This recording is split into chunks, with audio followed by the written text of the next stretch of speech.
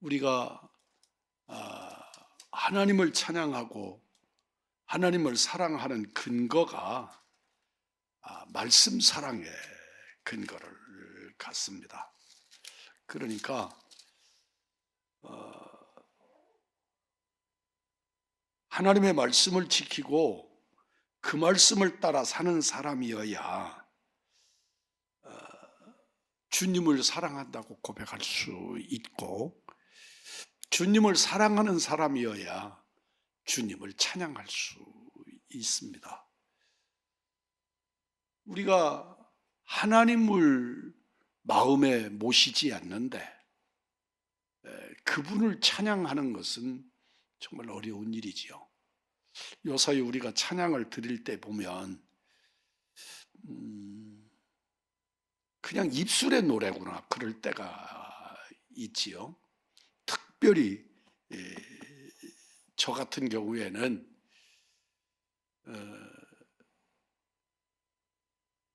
모든 찬송을 다 신앙 고백으로만 드릴 수 있는 것은 아니지만, 찬송을 부르다가 이 찬송은 도저히 부를 수가 없어, 그런 찬송들이 더러 있습니다.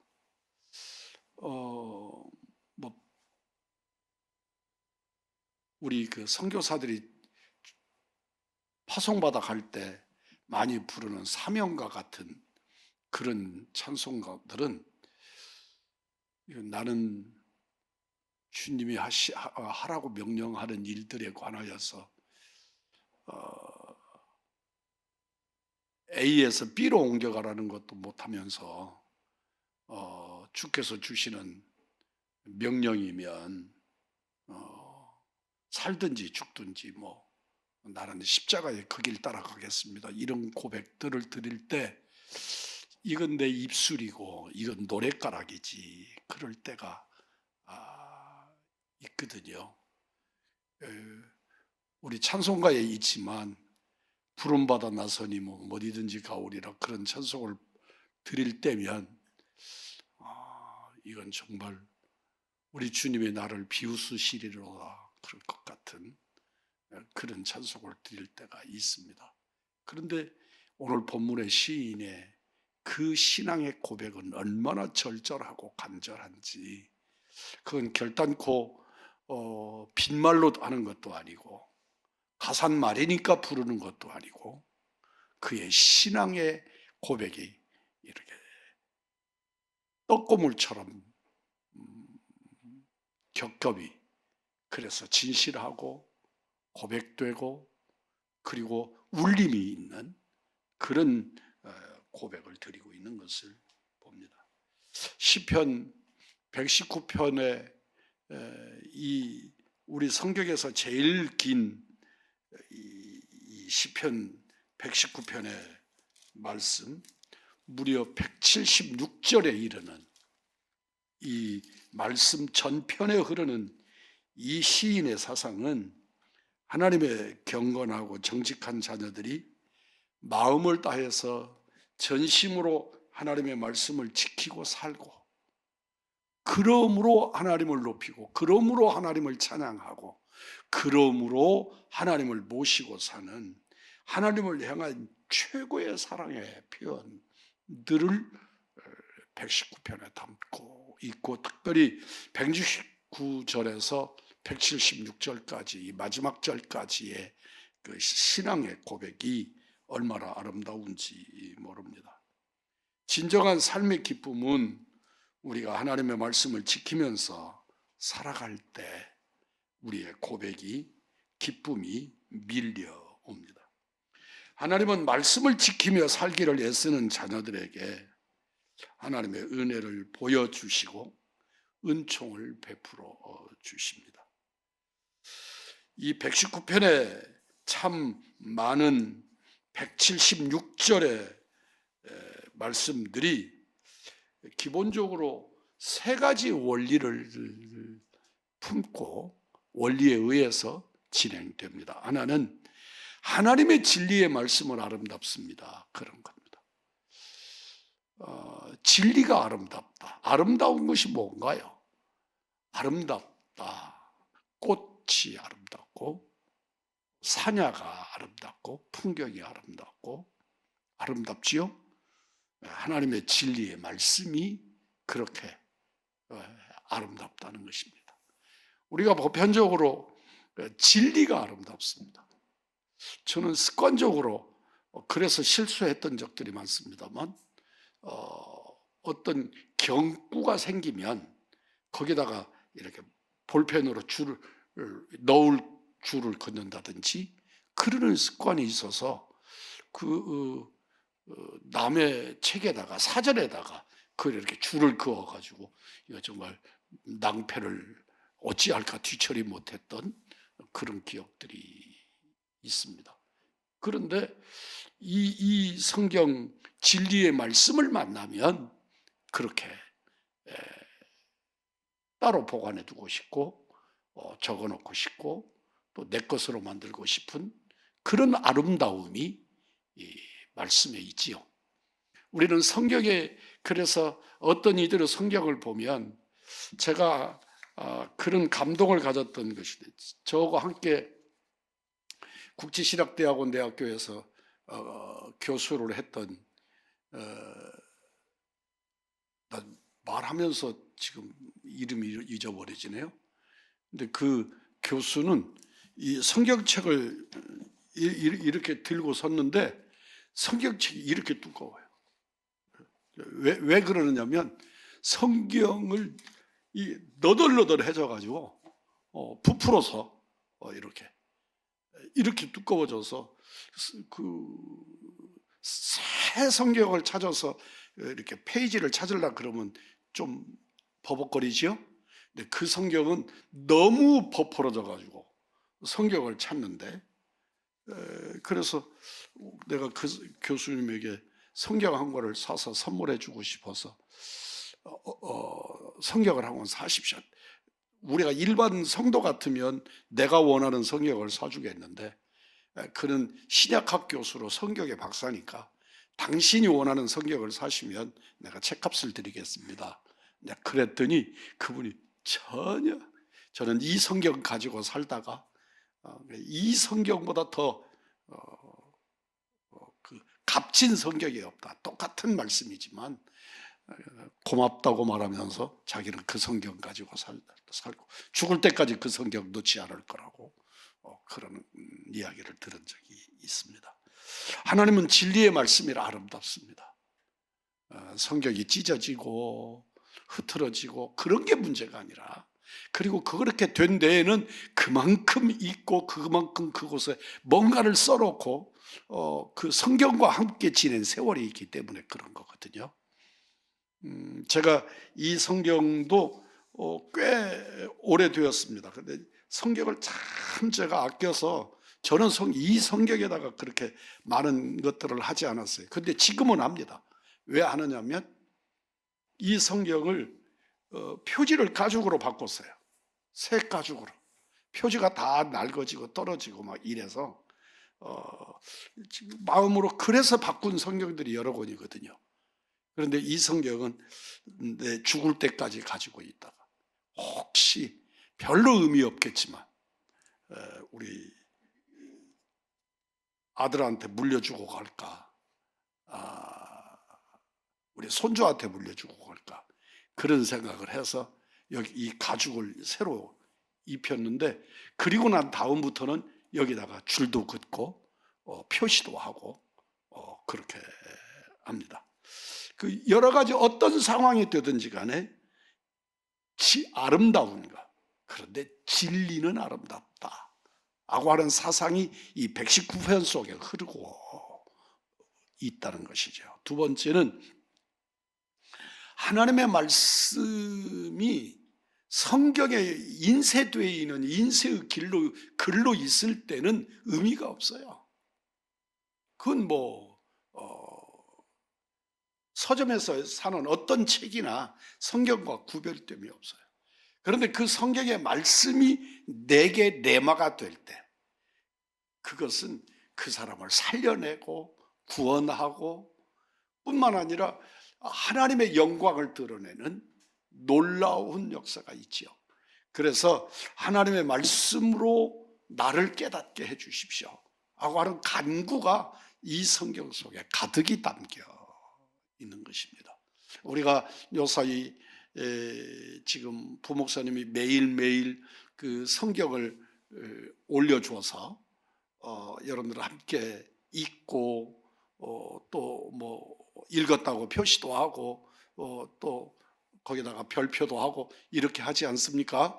그렇게 하는데 그렇게 읽는 이유가 뭐냐면 그냥 읽었다가 아니라 읽는 이유가 뭐냐면 진리가 되게 하고 진리로 깨닫게 하고 하나님의 임재를 누리기 위해서 그런 거죠. 우리는 어느 말씀이 내 심령을 두들기실지 어느 말씀 속에 주의 만지심이 일어날지 우리는 알지 못하지요. 그러나 그 주님이 만지시는 한 말씀에 인생이 바꿔지는 것입니다. 오늘날에 우리 기독교가 로마 카톨릭으로부터 로마 카톨릭을 깨부시고 그리고 오늘의 우리 기독교가 세워지는 것도 하나님의 선각자 루터나 이런 분들에게 주님이 한순간에 주신 한 구절의 말씀 때문에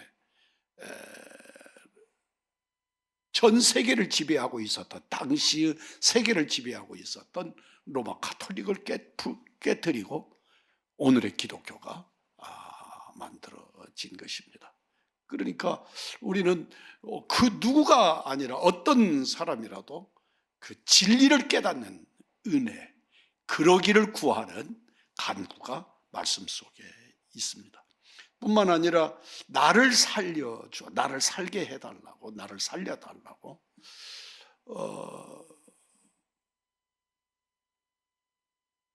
저는 하나님 앞에 정말 그런 기도를 많이 합니다.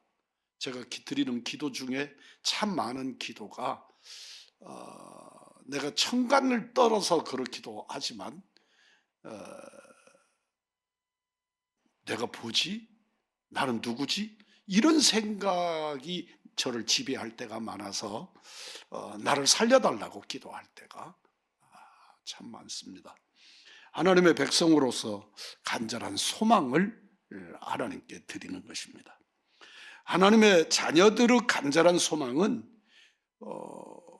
나를 주님의 자녀답게, 주님의 백성답게 하는 능력이 있습니다. 그러니까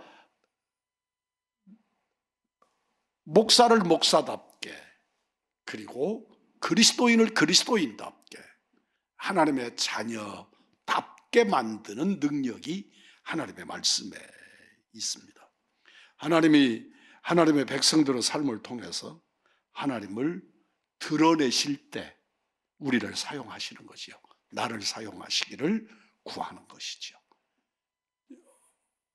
나는 무능하나, 나는 연약하나 주님이 들춰내시면, 주님께서 사용하시면 하나님의 뜻을 드러내는 도구가 될 수 있는 거지요. 하나님께서 하나님의 자녀들을 하나님의 백성답게 살게 하시는 방법은 그 백성들에게 하나님의 말씀을 듣게 하시고 또 그 말씀대로 살도록 은혜를 베풀어 주시는 거죠. 우리가 그냥 막 성경을 읽으면 그냥 문자를 읽는 것일 수도 있고 글을 읽는 것일 수도 있지만 성령께서 역사하시면 그 말씀이 살아나서 하나님의 말씀이 되고 하나님의 말씀이 나를 하나님의 자녀 되었음을, 그리고 성직을 가진 집사요, 권사요, 장로요, 또 가르치는 선생들이요, 또 믿음의 사명자들인 것을 알게 하시는 것이지요. 이 시편 119편을 기록한 시인이 살던 그 시대로부터 정말 엄청난 세월이 흘렀지만 하나님께서 나의 삶에 찾아오셔서 우리를 하나님의 백성답게 만드시는 섭리는 그때라 지금이라 동일하시다. 그래서 우리는 하나님의 말씀을 읽고 그 하나님의 말씀을 레마의 말씀으로 내 심령에 부딪히고 그리고 나를 일깨워서 하나님께 영광을 돌리게 하는 겁니다. 진리의 말씀을 깨닫게 하셔서 그 말씀을 따라 살게 하시는 은혜를 누리게 하시는 것이지요. 시인은 이 세상에서 고통을 받고 그 고통을 견디며 사는 것이 신앙이라고 생각하지 않았습니다. 그런데 성경은 전편이 그 고난과 역경 속에서 발견되는 내 신앙을 진짜 신앙이라 그렇게 느끼도록 기록되어 있지요. 하지만 시인은 그렇게 생각하지 않았습니다. 시인은 하나님의 놀라운 사랑과 은혜를 힘입어서 시련 속에서도 그런 시련 때문에 하나님의 말씀을 더 사랑하고 평탄한 가운데서는 평탄한 것 때문에 주님의 아름다운 규례를 더 찬송하게 되는 삶을 추구하고 그렇게 살기를 원했습니다. 그렇게 살았습니다. 그러니까 우리는 고난 속에서는 고난을 통해서 하나님의 영광을, 또 평안하고 또 풍요롭고 건강하고 그럴 때는 그 가운데에서 하나님의 은혜를 사모하는 것이지요. 그러니까 늘 고난만 있어야 은혜가 있다고 생각하지 않았단 말입니다. 오늘 우리들에게도 내게 고난이 임해야 정신을 차리는 사람에게는 늘 그렇게 임하죠. 또 아파야 주님을 부르는 사람들, 비명 지르듯이 그러는 사람들이 아니고, 나는 평안할 때도, 여유로울 때에도, 넉넉할 때에도 여전히 하나님을 부르고 찬양하는 사람들에게 우리 주님은 임재하셔서 나와 함께 해주시고, 우리가 제가 어렸을 때 참 은혜롭게 불렀던 찬송 중에, 어린이 찬송 중에 아주 목가적인 찬송들이 많았어요. 그런 찬송들이 정말 우리가 어른이 돼서도 하나님을 향해서 같은 찬송을 부르게 되는, 그래서 그런 찬송을 불렀던 어린 시절에 그 아름답고 목가적인 그런 찬송들이 오히려 나이 먹어서 시련의 세월들을 이렇게 겪고 늙어가는 때에 나를 말씀 위에 이렇게 세워주는 그런 은혜를 누리게 되더란 말이죠. 우리 모두가 다 시련 속에서 주님을 바라보지만 시인은 그런 그 시련의 믿음만이 아니라 평안하고 안녕이 될 때 그때의 신앙도 아름답고 귀하고 그러기를 하나님 앞에 사모한 것입니다. 그래서 문제는 이 삶에 관한 문제이지요. 우리의 삶이 바뀌지 않고 우리의 생활이 고쳐지지 않는다면 우리가 하나님을 아는 수많은 지식들이 아무런 의미가 없는 거죠. 그냥 남의 이야기처럼, 이야기 속의 이야기처럼 그럴 수 있습니다. 내 삶에 예수의 말씀이, 생명의 말씀이, 영생의 말씀이 내 피에 흐르는, 내 혈관을 흐르는 피처럼 그렇게 내 삶에 연결이 되고 삶을 역사되어질 때 비로소 능력이 되어져서 내 안에 임하는 줄 믿습니다. 하나님을 사모하여서 경건하게 섬기고 믿고 주님 앞에 진정으로 회복된 심령으로 살기를 시인은 소원했습니다. 그 소원은 우리 인생의 남은 인생을 하나님의 뜻대로 살고 싶다고 하는 간절한 기대가 되게 하는 것이지요. 주님의 진리를 붙들며 살고 싶다는 그 소원을 이루기 위해서는 내 영혼 속에 선한 일을 행하시고 나를 고쳐주시고 새롭게 하시는 하나님의 은혜를 구하지 않을 수가 없었습니다. 그래서 시인은 주의 은혜가 아니고는 내가 주의 원하시는 대로 살 수 없다는 것을 하나님 앞에 고백하고 있는 겁니다. 주님이 붙들어 주셔야, 주님이 내 안에 역사하셔야 내가 주님의 뜻을 이룰 수 있습니다 하는 것입니다. 그저 나는 전기가 흘러야 뭔가 기능을 감당하는 기계처럼, 전기가 흐르지 않으면 아무리 훌륭한 기계라고 해도 무용지물이듯이, 그러나 아무리 부족한 것이어도 전기가 흐르면 그 기능을 다하는 그 기계처럼, 하나님의 말씀이 내게 성령으로 역사하지 않으시면, 나를 붙들지 아니하시면 나는 전기가 흐르지 않는 그 기구나 다름이 없는, 정말 아무것도 아무 목도 감당하지 못하는 그런 나무 토막 같은 존재일 수밖에 없다는 것이죠. 오늘 본문에서는 아주 평범하고 그러나 중요한 진리를 교훈합니다.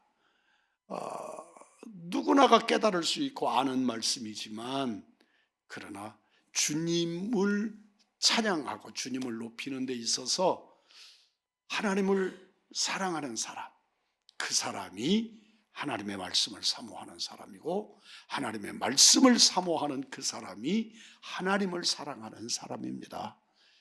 나는 말씀을 사모하기 때문에 주님을 사랑하고, 주님을 사랑하기 때문에 또 말씀을 사모하는 그런 인생을 살고 싶습니다.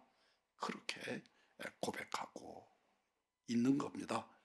하나님 앞에서 경건한 삶을 구하는 시인이기 때문에 오늘 마지막 절에서 길 잃은 양같이 내가 유리하오니 주의 종을 찾아주십시오. 내가 주의 계명을 잊지 아니하기 때문입니다. 내가 주님의 진리를 잃지 않습니다. 고백하고 있는 것을 발견합니다. 하나님의 말씀을 지키며 살기를 원하는 사람들은 주의 말씀을 잊지 않기에 세상에서 나그네같이 혹은 잃어버린 양같이 살면서도 하나님께서 자기를 찾아내 주시기를, 자기를 찾아주시기를 기도하는 것입니다. 잃은 양처럼 유리하는 백성들을 하나님은 사랑으로 찾으십니다. 100마리의 양들 중에 잃어버린 것은 한 마리인데 99마리의 양을 우리에 남겨둔 채 한 마리의 양을 찾아 나서시는 우리 주님의 사랑처럼 오늘 우리들을 향해서 건강한 자, 내가 돌볼 필요가 없도록 의로운 자가 아니라 연약한 자, 병든 자, 주님의 돌보심이 아니면 아무것도 할 수 없는 그들을 찾아 나서시는 주님의 사랑이 오늘 우리에게 고백되어지기를 주님의 이름으로 축복합니다.